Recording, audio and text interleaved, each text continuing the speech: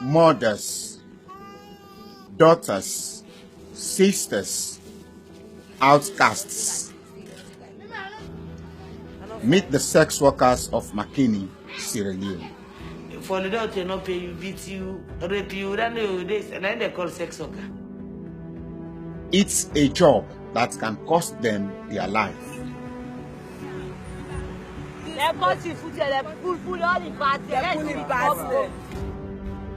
What's happening? What's happening? This is a story of a group of women striving for a better life. But is there any hope?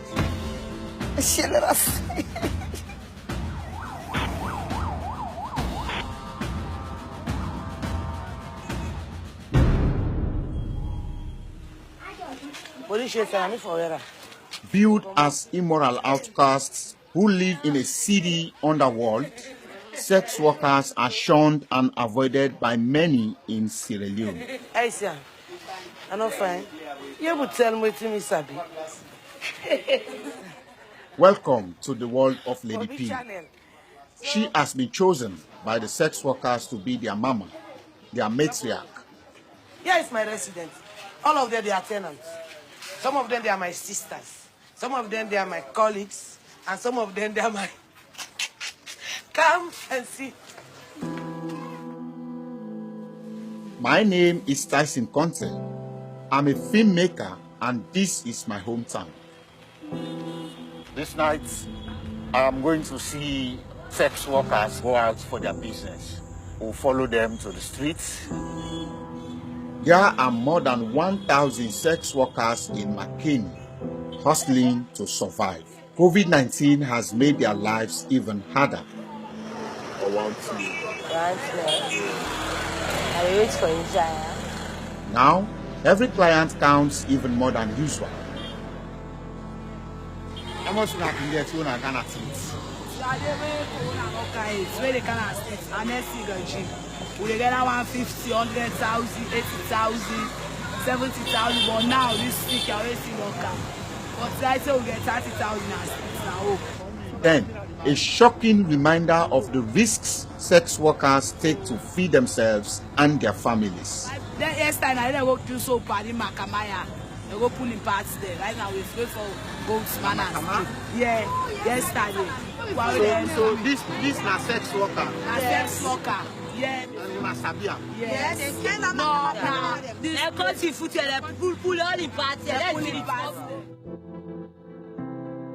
As the money dries up, the risk increases.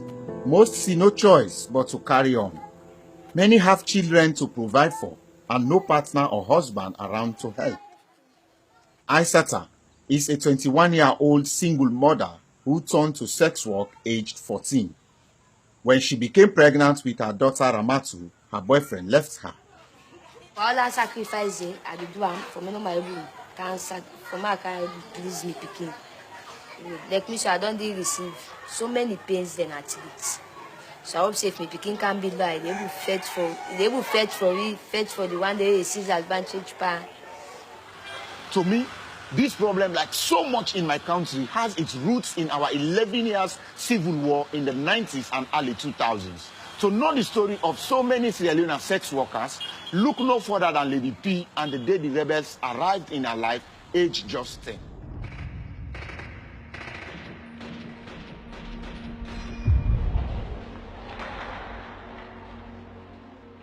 I didn't pay me, me and see them kill them. They cut this into the land, so they cut this into. That is if I know so much. I began that the way men.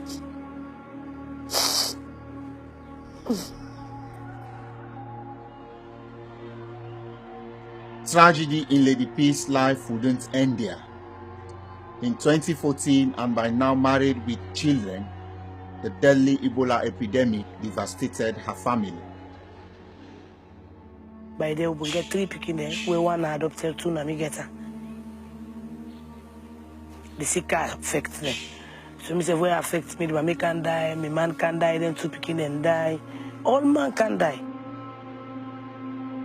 Then bad thing that already happened to me because of it don't be my life experience before, and that make us stand for let that no repeat story.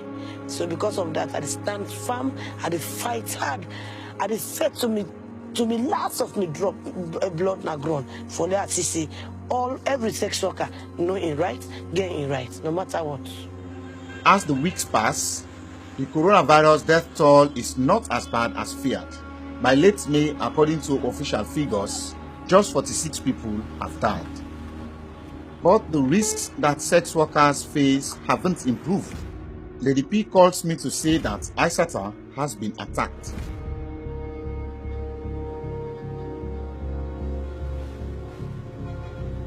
Well, the man go meet me in that club. I didn't take me clothes in Cherish and the places. They put me money in at 200,000. So now they will be fetch. I the fetch time for my common I do when take the gun. Because I can't kill me now. Not only does Aissata say her attacker was a police officer, but it was not the first time he'd allegedly beaten her up and robbed her. After a few weeks, Aissata decides to take the police officer to court with the backing of Lady P. But there is a problem, a big problem. Aissata has gone missing. She hasn't even returned to look after her young daughter. Days pass with no sign of her. There are rumors she could be in the capital, Freetown. With no other leads, Lady P and I go there to look for her. I understand say they didn't have to her.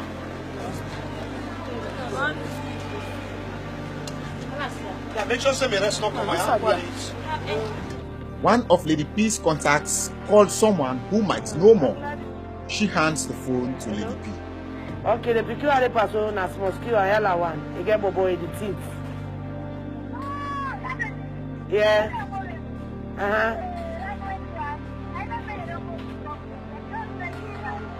Eh, they don't go.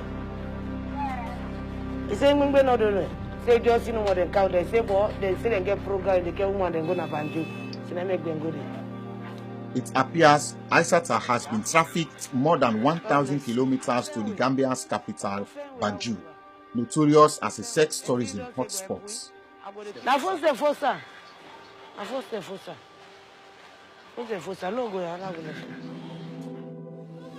2 months pass with no contact from Aissata.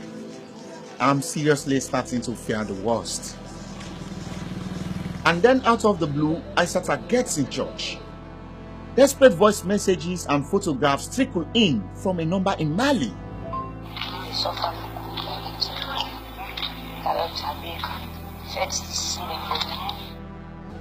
I tried to call Aissata back many times, but her phone rarely works. Finally, over several calls, I pieced together what's happened to Aissata and another Makeni sex worker who was kidnapped alongside her, called Ike. They go between a club. They say they want walk. And I didn't know that they can go. I didn't know that used to want to in a picture you want go. They can't hold me sister. It's the daughter. They can't hold me months.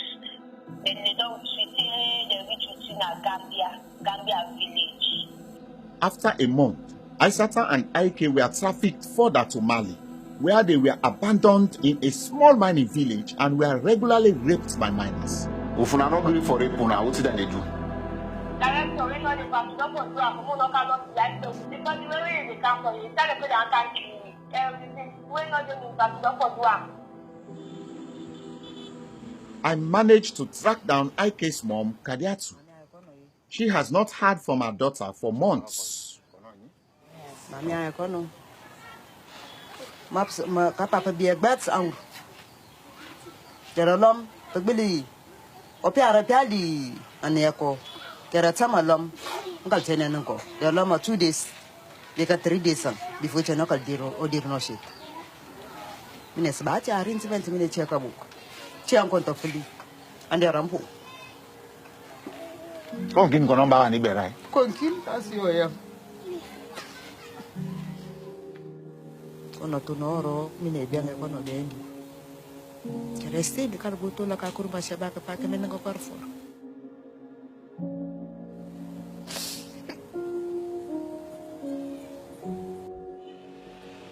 There is one glimmer of hope though.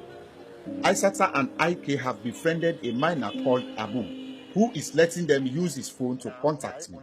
He has agreed to help them get back home. I contact a Malian journalist, Mamadou Tapi. He calls Abu and locates the village. It's an hour's drive from the town of Kenebu. I wait nervously with Kadiatu, Ike's mom, as Tapili finally arrives at the spot where he's arranged to meet Abu. Abu.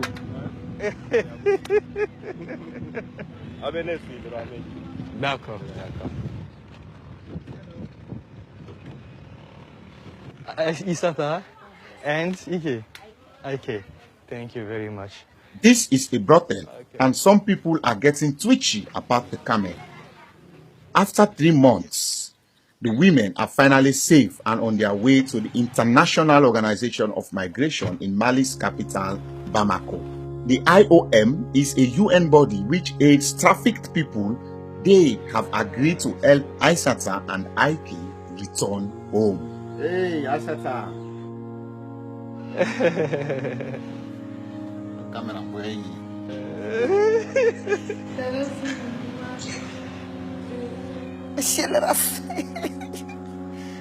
Filipino. Mo kita buta ila okur masaba ura me here otofolo wacho gona batuno. Ma wene bu mo kumo fo FIFA nyem ko otofolo wacho gona batuno. We are all here ready. Parents are outside waiting for their daughters. They can't wait. It's a joy, you know, it's a celebration for me in my mind, my heart, because I was not thinking it's gonna turn out this way. We are happy that these girls are finally coming back. Aisata and Ike spent 3 months with the IOM in Mali, who checked out their stories of kidnap and trafficking. They have the UN body to thank for returning them home.